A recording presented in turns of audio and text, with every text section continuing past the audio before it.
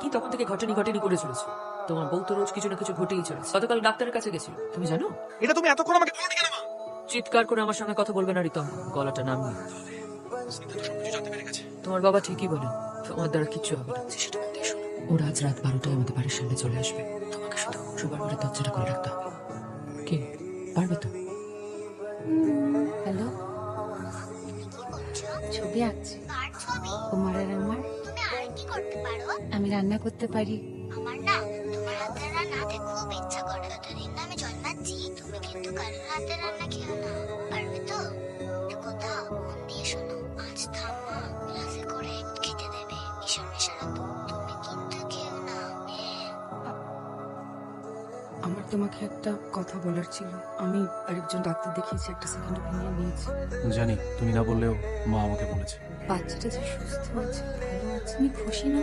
আমার খুশি না থাকায় তোমার কিছু যায় আসে স্নিগ্ধ। তুমি মিথ্যে কথা বললে কেন?